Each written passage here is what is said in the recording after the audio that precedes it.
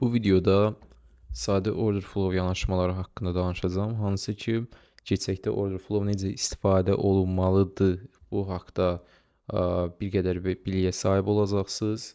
Əgər yanlışlarınız varsa düzəldəcəksiniz və biləcəksiniz ki, bir order flow modeli nəyə bənzəyir. 3 dənə yanaşma öyrədəcəm sizə bu dərsdə. Çox dəyərli dolu bir dərs olacaq. Sonuna qədər qulaq asın. Çalışdığım qədərilə ən sadə dildə izah edəcəm. Hissəli, necə girmək lazımdır, necə çıxmaq lazımdır. Bir order flow trader deyək ki, ən sadə istifadə edəcəyi yanaşmalarda nələrə diqqət eləməlidir. Deməli, birinci olaraq başa düşməliyik burada nələri? Əsas təməlini başa düşməliyik ki, marketin işləyiş təməli order flow mövzusu olanda nələrdir? Birinci əsas mövzular value profile, auction market teoremi və biznes zonaları. Bunu belə ən qısa 3 formada yaza bilərik. Ən əsas da hərras teoremi ortadakı. Sonra kontekst lazımdır. Kontekst olaraq balanssızlıq, yəni və ya balanssız hərras, absorption və exhaustion, yəni bizim dildə tərcüməsi sorulma və yorulmadır, amma order flow dilində bunlar tamam başqa şeylərdir və volatillik. Risk olaraq isə order flow traderi kiçik errorlər, yəni birin-birə error daha çox və yüksək win rate-li yanaşmaya sahib olması onun üçün daha yaxşıdır. Bunun isə səbəbini izah eləmişəm. Yüksək errorə, yəni ümumiyyətlə ən sadə dildə desək, VR nədir? Bunun çox yaxşı bir videosunu görmüşəm izahı. 1 üstəgəlsin RR. Yəni errorlə win rate bir-birinə tərs mütənasibdir. Yəni ki, errori artırmaq win rate'i birbaşa azaltmaq deməkdir. Yəni 2 error olanda artıq sizin win rate'iniz riyazi olaraq heç yoxdan 30%, 25% və s. bu hissələrə düşür. Error birin-birə olanda isə ən pis halda kifayət qədər böyük bir datada, yəni kifayət qədər 100 əməliyyatda ən pis halda sıfırda qalır hesab. Amma digər bir halda sıfırda qalma ehtimalı azdır. Çünki onsuz da win rate azdır. Sizdə emosional olaraq təsir göstərir. Pis bir hal sıfırda qalmaq deyil artıq. Birbaşa böyük risklərlə hesabın hamısını riskə atıb da tamamilə kökünə qoymaq deməkdir. Və bunun çox haqqında danışmaq olar, amma videonun mövzusu deyil deyə bunları burada kəsirəm, keçirəm növbəti hissəyə.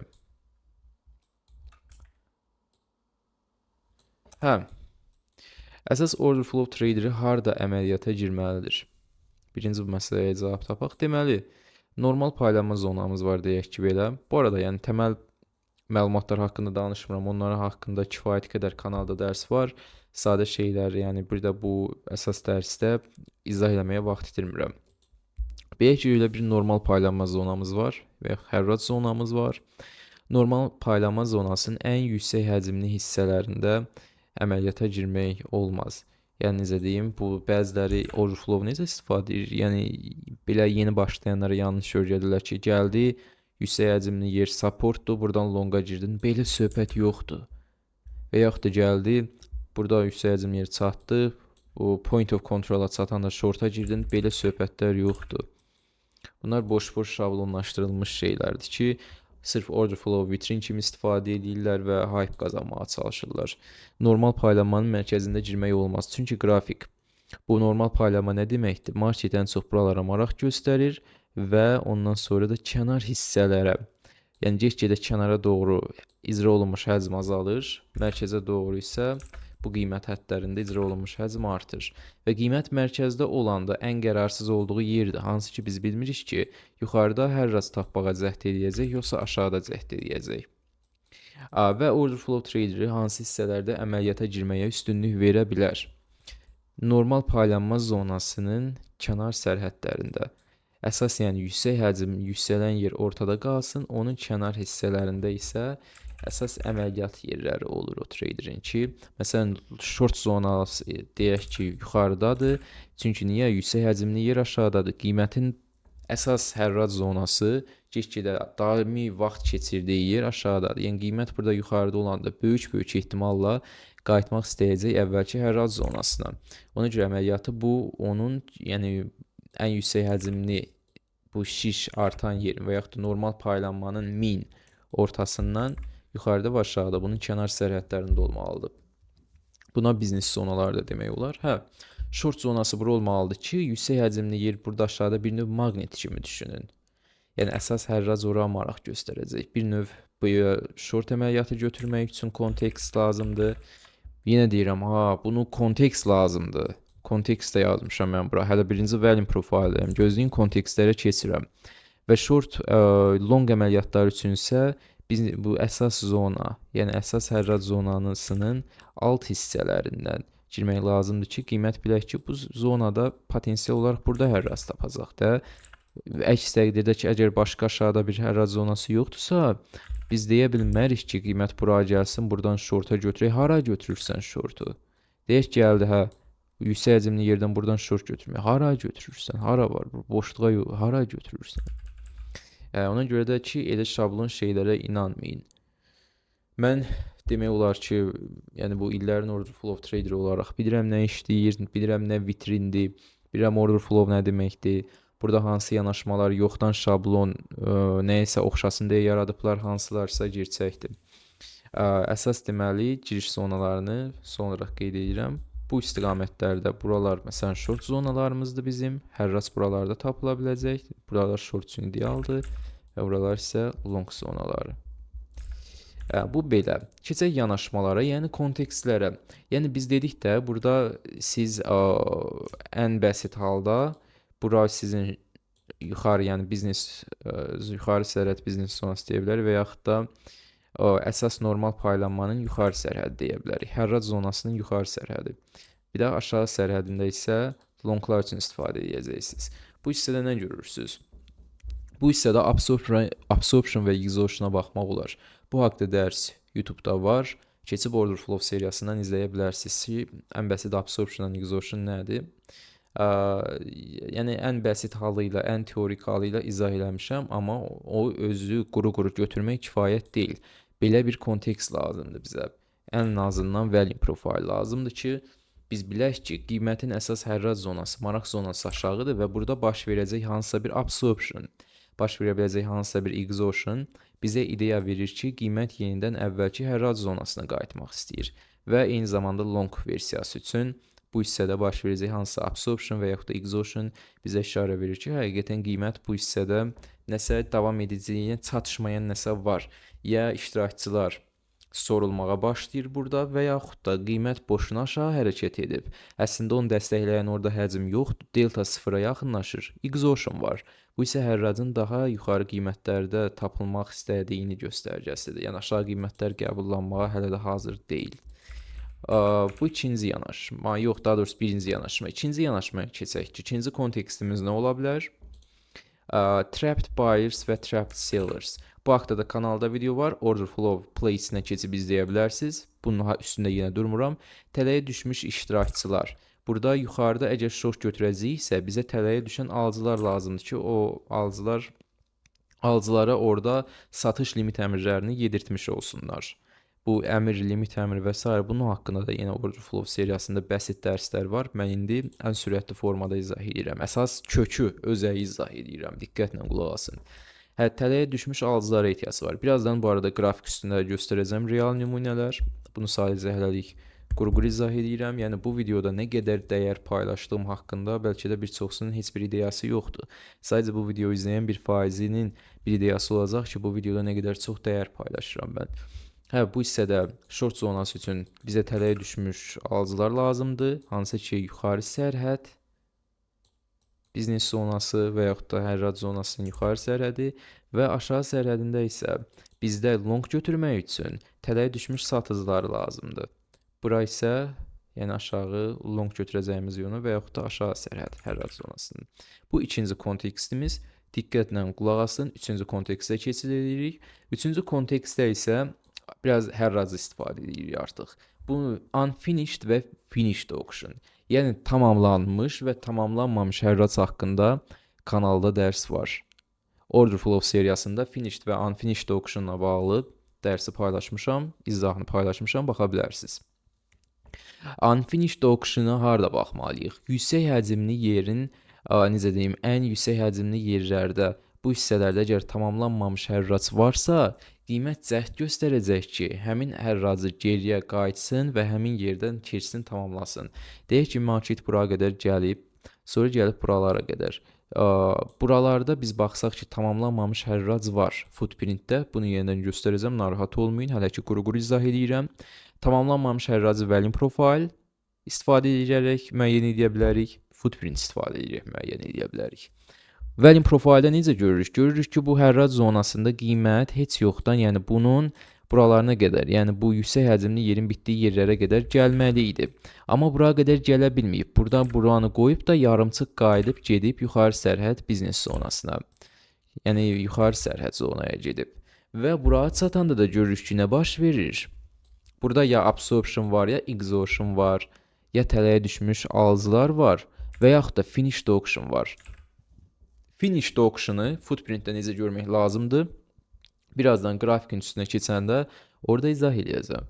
Sonra deməli, bunun long versiyası necə olacaq? Deyək ki, qiymət gəlib, burada yuxarıya getmək istəyəndə burada daha çox çıxa bilməyib. Amma biz oraya baxırıq ki, burada hələ də tamamlanmamış hərrac var. Qiymət daha yuxarı qiymətlərə maraq göstərmək istəyir. Burada kifayət qədər likvidlik icra olunur, kifayət qədər həcm dolmuş olur. Alıcılar həqiqətən orada necə deyim, qəbullanır, ədalətli qiymət oranı hesab edir və həmin hissədə də yuxarıda görürük ki, hərrac zonası hələ də tamamlanmayıb, yəni buralara qədər heç yoxdan gəlməlidir qiymət. Footprintdə görə bilərik ki, tamamlanmayıb hərrac. Yenə deyirəm, izah edəcəm footprintdə necə görmək lazımdır. Ondan sonra qiymət amma aşağılara gəlir, yəni yuxarılara getməmişdir, hərrac yuxarılarda tamamlanmamış. Aşağıya gələndə biz artıq məsəl üçün görsək ki, burada ya tamamlanmış hərrac var, ya absorption var, ya exhaustion var. Yəni buradan, yəni aşağı zonadan dönəcək bir səbəb var. 3 dənə səbəb izah elədim. Absorption, exhaustion, trapped buyers və sellers və üçüncü səbəb olaraq da finished auction, tamamlanmış hərrac. Tamamlanmış hərracda footprintdə nə müşahidə edirik? Deyək ki, biz bu hissələrdə yəni footprintdə buralarda tamamlanmış hərrac axtarırıq. Bunda nə görürük biz? Footprintdə görürük ki, yuxarıda hərrac prosesi çox aktiv gedir, iştirakçılar çox aktivdir, amma get-gedə buralara aşağılara doğru, yəni value profile'in kənar sərhədlərinə doğru get-gedə fade olmağa başlayır. Yəni get-gedə iştirakçı sayı və marağı azalmağa başlayır. İcra olunan həcm görürük ki, həm ask tərəfdə, həm bid tərəfdə kifayət qədər azalıb. Bu isə güvən verir ki, bizə bu finished auction'dır. Belə bunları ümumi üstdən izah elədim. İndi nə etməliyik? Keçək qrafikə, izah elədiklərimi qrafikdə göstərməyə çalışım ki, bunda nəyi demək istəmişəm, bu nədir, bu nədir və s. Deməli, qrafikdə baxın. Burada birinci bir şeyə baxaq. Gəlin, burada məsəl üçün nümunə olaraq 5-ci gün, hələlik bura 5-ci günə baxacağıq. 5-ci gün görürük ki, biz New York açılışından sonra qiymət gəlib də burada hərrac tapıb, balans tapıb. Baxın, bu hissələrdə artıq qəbullanılmağa başlayıb, zaman keçirib və biz həmin hissəyə baxsaq, həmin hissənin normal paylanmasına baxsaq, fixed value profile'ı buradan qoyub da bura kimi çəkmişəm, həmin hissənin normal paylanması göz önündədir.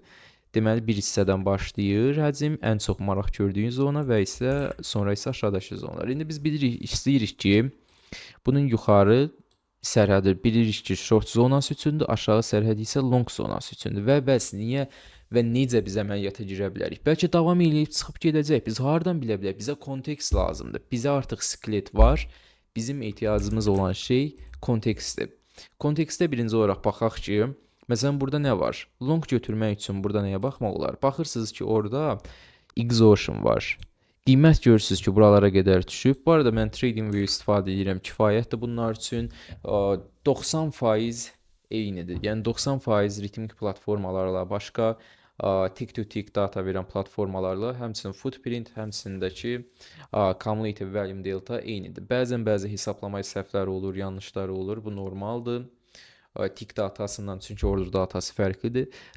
Burada görüşük nə var? Exhaustion var. Həmin exhaustion-ı belə göstərsək, divergence kimi sizin deyə biləcəyiniz ən sadə dildə divergence kimi çəkə bilərəm. Bu hissədə baxırsınız ki, cumulative delta-da qiymət bura qədər düşüb. Amma baxırıq ki, cumulative delta bu düşüşü dəstəkləməyib. Delta nədir? Fərqdir. Əgər düşüş varsa, satıcıların sayı alıcıların sayından çox olmalıdır və cumulative delta da eyni zamanda negativ deltanın çoxluğuna görə düşməlidir. Amma biz görürük ki, burada satıcı və alıcı bir-birinə yaxın olub ki, sayı, yəni düşüşü dəstəkləməyib. Satıcılar və alıcılar balanslı olub. Ona görə də cumulative delta, yəni onların fərqi sıfıra yaxınlaşır deyə. Məsələn 500 alan, 500 satan varsa, cumulative delta sıfırdırsa, biz görürük ki, satış aqressiyası gerçəkdə burada yoxdur. Və ondan sonra da bu hissələrdən məsələn biz long əməliyyatı götürə bilərik. Ən sadə kontekstlərdən biri bu. Ən sadə kontekstlərdən. Bunu qoyduq qırağa. Keçək footprint açaq. Bu arada footprinti burada ayarlarını mən sizlə paylaşım.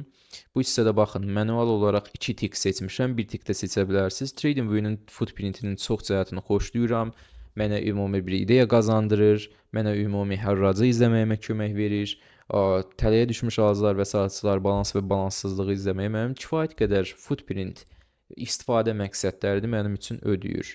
Başqa platformalarda istifadə edə bilərəm. Məsələn, Sierra Chart əlavə olaraq istifadə edirəm, amma mənim üçün o qədər də böyük bir qatqısı yoxdur. Sierra Chart üçünsə də lazım olan şeylər paket almaqdır. Data feed-i bağlamaq üçün yenə də şey almaqdır. Orada paket kimi yerlər var. Məsələn, non-professional üçün $6. Ondan da əlavə bir dənə başqa bir live hesaba girib çıxmaq lazımdır.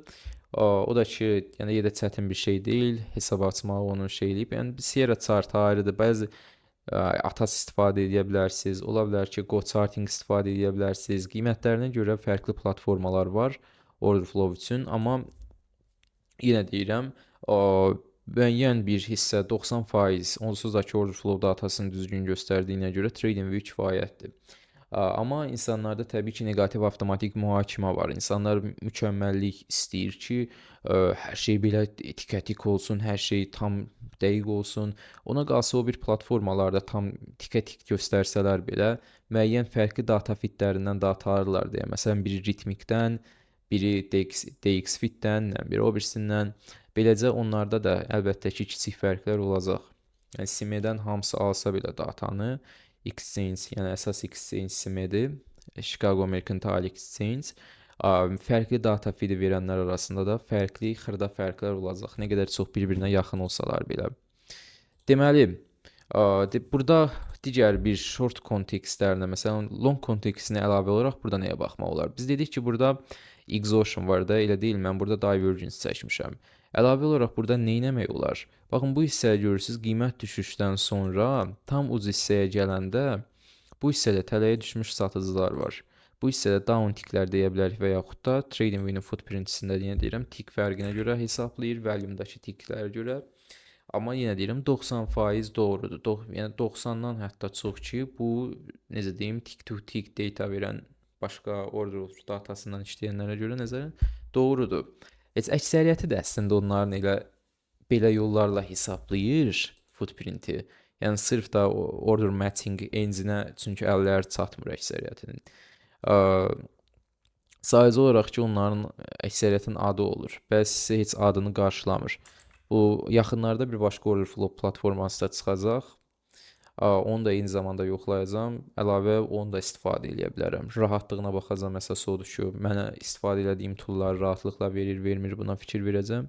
Yenə deyirəm, burada siz showman deyilsiniz. Siz showman deyilsiniz ki, 50 dənə qrafiki açasınız da özünüzü göstərəsiniz. O qazandırmır. 50 dənə qrafik açıb hər şeyi istifadə etməyə çalışmaq, havalı görünməyə çalışmaq, gündə 50 dənə əməliyyat açmaq, 50 çeşidli müxtəlif yanaşmalar istifadə edərək əməliyyat açmaq, 50 dənə müxtəlif, məsələn, indeksdə, müxtəlif, biri qızılda, biri ENQ-də, biri valyuta cütlüyündə, bunlar heç biri qazandırmır və əksinə olaraq sizin qarşınızı kəsir ki, irəli gedəsiniz. Burada onun çoxları yox, azları qazandırır. Az əməliyyat götürmək, az zaman keçirmək, sadə yanaşma istifadə etmək, minimal sadələşdirmək, bunlar qazandırır. Yox, çünki onsuz da market, necə deyim, onun qeyri-müəyyən təbiəti var ki, hərəkət edəndə siz o qədər mükəmməlliyi bir arada toplaya bilməzsiniz. Həmin anda birinci sadə yanaşmanız olmalıdır ki, həmin icrahat anında siz tərpədə biləsiniz əlinizi. Qərar verə biləsiniz. Amma biraz da işləri qatanda bir-birinə qərar vermək də çətinləşəcək. Bəli, bura fikir versəniz, Hətta burada 2 candle-ın ayağına fikir verin. Bu hissədə, yəni bu nə göstərə bilərəm? Baxın, bu hissədə görürsüz tələyə düşən satıcılar var. Burada alıcı, məsələn, iştirakçı azdınız, bir yük satıcıların üstə yıxılıb. Həmçinin burada baxsanız, eyni zamanda burada da yük satıcıların üstünə yıxılıb. Və buraya baxsaq ki, bura biz hardayıq hal-hazırda? Value Profile'da, yəni əsas yuxarıdadır. Hərrat zonası, biz artıq onun kənar sərhədindəyik. Və kənar sərhədində də artıq görürük ki, biz hərraclaşma yoxdur. Yəni iştirakçılar arasındakı qəbullanma yoxdur. Güc bir tərəfin üstünə yıxılıb satıcıların üstünə. Satıcılar isə qiyməti daha aşağı push eləyə bilmirlər və qiymət məcbur olur ki, yuxarı qayıtsın. Beləcə də bu ikinci bir long imkanıdır ki, siz burada əlavə olaraq bir long götürəsiniz. Bunu da qoyduq kənara. Bu zonada başqa nəyə baxmaq olar? Qiymət yuxarı, yəni bu əsas həcmin üstündədir. Baxırıq ki, bu hissədə nə var? Baxın, tam bu hissəyə fikir verin. Bu hissədə birinci olaraq burada biraz da aqressiv alıcılar tələyə düşüb. Ondan əlavə də bu zonada bir neçə candle-a fikir verin. Bunların üstünə, bunlar sırf belə üst zonasına. Həmin zonada iştirak zəifləyib. Bu sadəcə nisbətən necə deyim, unfinished, onu burada əslində daha yaxşı göstərirəm birazdan. Bizə gözləyin. Yox, burada trap'ta ait bir nümunə göstərmişəm. Birinci bunu izah edeyim, ondan sonra onu izah eləyərəm. Çünki bunu izah eləməkdən ötürü gərək buranı da daxil edeyim. Burada məsəl üçün deyək ki, onu hələlik orada qoyun, bu hissəyə baxaq. Bu hissədə, bir də ki, bu hissədə nəyi göstərməyə çalışıram? Baxın, bu göstərim. Burada bir yer var.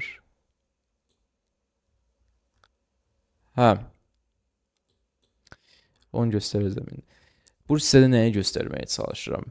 Deməli, görürsünüz, qiymət qalxır bir nöqtədən sonra, amma ki, alıcılar satıcılara qarşı o qədər aqressivdir ki, yəni necə deyim, o qədər bir neçə dəfə çoxdur ki, məsəl üçün deyək ki, təqribliləşdirilmiş 57 kontrakt, 52 kontrakt bir tərəfdə icra olunubsa, 5 dəfə çox, qarşı tərəfdə ona qarşılıq yoxdur. Bu da eyni zamanda bu hissədə potensial tələyə düşmüş iştirakçıların olacağı deməkdir. Və bunu biz həmin anda görə bilmərik. Qiymət ondan sonra geri dönüşə başladıqda biz bilirik ki, artıq bunlar qaldıra bilmədilər qiyməti. Potensial olaraq burada balanslaşmadı. Qiymət burada qəbullanmadı. Hərrac balanslaşmadı. Ona görə də qiymət yenidən geri dönüşə meyilli olur. Bu hissədə trapped, bunları izah elədim. Burada bir də ki, finished, unfinished auction məsələsinə toxunmaq istəyirəm. Burada əsas onları necə qeyd etmək olar? Qiymət hansısa value profilinin yüksək həcmli yerlərin nisbətən mərkəzi hissəsindədir. Məsələn, deyək ki, baxın bu hissədə.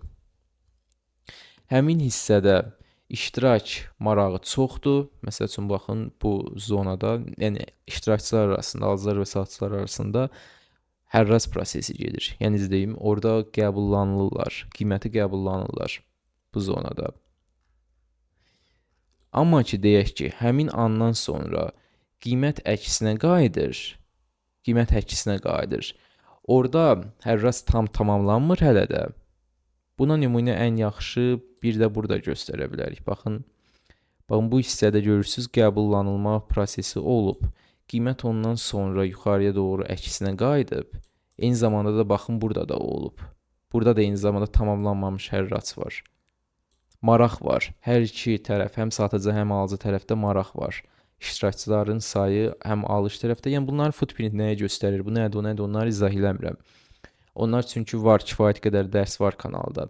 Bu hissədə görürsünüz, hər iki iştirakçı tərəfindən bu hissədə likvidlik icra olunur. Maraq var, qiymət hərrac tapır. Amma qiymət orada çox dayanmadan düşməyə başlayır. Bu onun göstərgəsidir ki, qiymət yenə həmin yerə qayıtmaq istəyəcək. Burada hələ də hərrac bitməyib. Burada görürsünüz, value profilinin yüksək həcmli yerinin ortasında həm də bizə onu deyir ki, qiymət daha da yuxarılara maraq göstərə bilər. Yəni, burada onsuz da ki, hərrac bitməyib. Burada likvidlik maraq çoxdur. Yəni, qiymət bu tamamlanmamış hərrac olan hissəyə mütləq ki, qayıtmaq istəyəcək. Və tamamlanmış hərracda biz nəyi görürük adətən? Tamamlanmış hərracda biz bir hissədə Bunları silim. Hə, bir hissəyə çatanda artıq qiymətin zəiflədiyini görürük.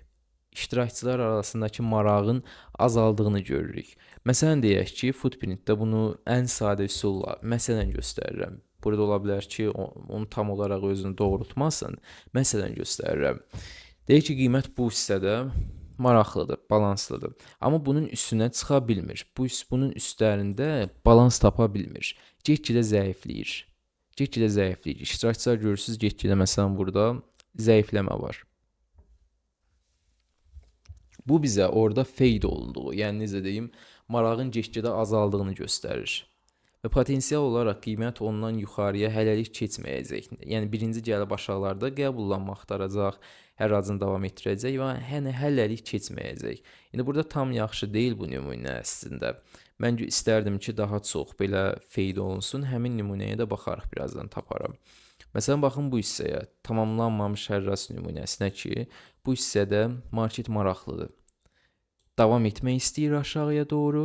Yəni bu hissədə aşağı qiymətlər qəbullanılıb. Amma qiymət bura qəbullanıldığı halda gedir əksinə qayıdır. Biraz yuxarı dönür. Və biz nə bilirik burada? Artıq bilirik ki, bu qəbullanılmış yerə qayıdacaq. Yəni burada hələ hərrac tamamlanmayıb. Bundan aşağıya da qiymət düşmək istəyir.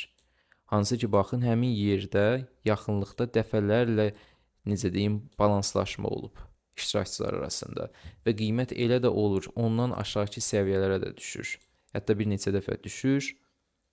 Ondan sonra yuxarıya doğru qayıtmağa başlayır. Və bu hissələrdə baxsanız, burada artıq nə baş verir? Həcm zonası bu hissə idi. Məsələn, bu hissədə əməliyyat şansları oldu. Ondan sonra qiymət bu balans zonasını tərk edir və onun kənarında artıq qəbullanma tapır. Yəni kənarında biz baxırıq, absorption olmur, tələyə düşən iştirakçılar olmur. Və yaxud da tələyə ondan sonra finished auction yoxdur. Yəni hərrac bitmir. Hərrac necə deyim, zəifləmir. Əksinə iştirakçılar aktivləşməyə başlayır. Məsələn biz bunu belə çəksək, məsələn yuxarı zonada artıq bunun necə deyim, zəiflədiyi, bitdiyi zonalardır. Normal paylanmanın yuxarı sərhədləridir. Normal paylanmanın artıq qiymət içindən çıxaraq yuxarı sərhədində qəbullanma tapması onun əlamətidir ki, qiymət artıq bu hərrac zonasından çıxmağa hazırlaşır. Daha çox qiymətlər qəbullanılır, daha yüksək qiymətlər qəbullanılır. Bu deməkdir ki, artıq aşağıdakı hərrac zonasına failed auction, yəni uğursuz hərrac keçməsi ehtimalı buradan azdır. Uğursuz hərrac nədir? Qiymət bir hərrac zonası var. Onun kənarına çıxandan sonra, məsələn nümunələr buradadır elə. Onun kənarına çıxandan sonra aşağıya, yəni davam eləyə bilmir. Qayıdır əvvəlki hərrac zonasına. Burada məsələn bayaqdan izah etdiyim əməliyyatlar. Amma əgər ki qiymət o zonadan çıxsa və kənarında uğursuz hərrac olmasa və hərrac prosesi uğurlu keçsə, artıq bu onun əlamətidir ki, qiymətin artıq əvvəlki hərrac zonasına qayıtmağına elə də ehtiyacı yoxdur. Çünki onsuz da alan razı, satan razı. Yuxarı qiymətlər artıq qəbullanılmağa başlayır. Bununla bağlı biraz daha ətraflı dərs, N1 konteksti haqqında dərs var. Order flow mövzularının arasında, order flow videolarının arasında baxa bilərsiniz. Ondan sonra isə görürük ki, hərrac daha yuxarı qiymətlərə doğru davam edir. Volume weight average price-a qədər gəlir çatır. Volume weight average price nədir? Bir növ onu onun altında olanda qiymət, sanki elə düşünün ki, qiymət olması gərəkəndən ucuzdur. İcra olunmuş həcmə əsasən, yəni həcm ağırlıqlıdır. Həcm ağırlıqlı qiymət ortalamasıdır. Nisbətən tərcüməsi bəlkə də Azərbaycan dilində təxminən elə bir şeydir. Yəni qiymət əgər ki volume weight average price, yəni VAP-ın altında olması o deməkdir ki, qiymət hazırda olması gərəkəndən aşağıdadır. Hal-hazırda qiymətin olması gərəkən ədalətli yer yuxarıdır. Və bunu necə istifadə edirlər? Böyük iştirakçılar əgər ki alış əmrlərinə girəsi olsalar, baha qiymətdən girmirlər. Yuxarı qiymətdən alış əmrlərinə girməkdən çəkinirlər ki, marketə böyük təsir göstərərlər. Market impact ola, onlar birazca alan kimi qiymət uçmağa başlayır. Onlar alış əmrlərini saxlayırlar. Necə deyim? Alış limitlərini saxlayırlar. Qiymət volume weight average price-ın altında olan vaxtlara alış limitlərini hissəli buradan yedirirlər. Və bu da zamanla qiymətin yavaş-yavaşdan qalxmasına təsir göstərir. Satış limitlərini isə qiymət value weight average price-in üstündə olanda yedirirlər ki, qiymət baha olanda satsınlar. Bu bir növ benchmark kimidir. Yəni bunu beləcə ucuz və bahalı söhbətlərində istifadə edirlər.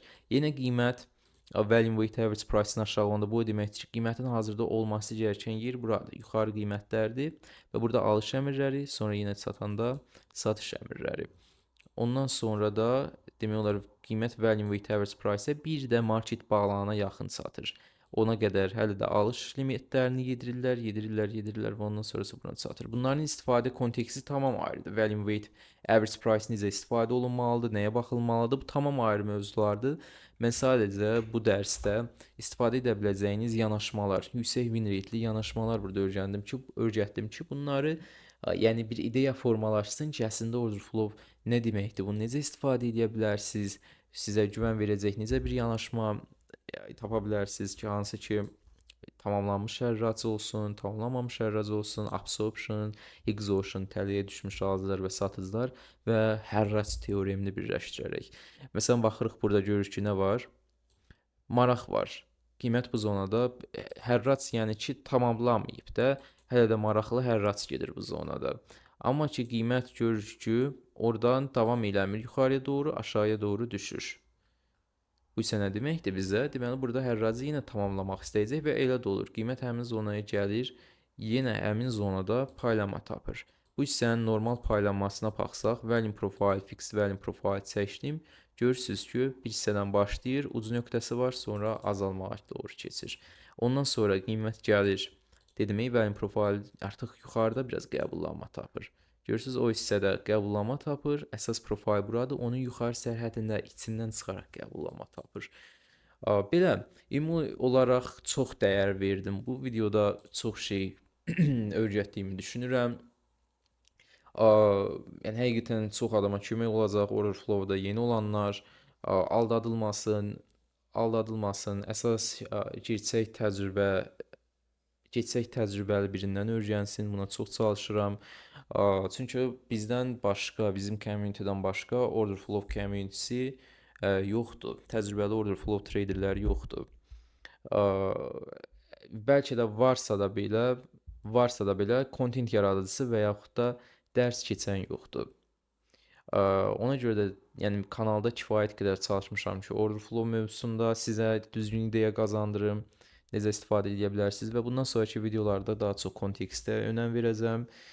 Belə sonra ola bilər ki, yeni başqa order flow mövzularının təməlini yenidən çəkəcəm. Belə növbəti dərslərdə görüşənə qədər əlavə suallarınız və s. olsa aşağıda mənimlə əlaqə linkləri yerləşdirmişəm. Əlaqəli linklər.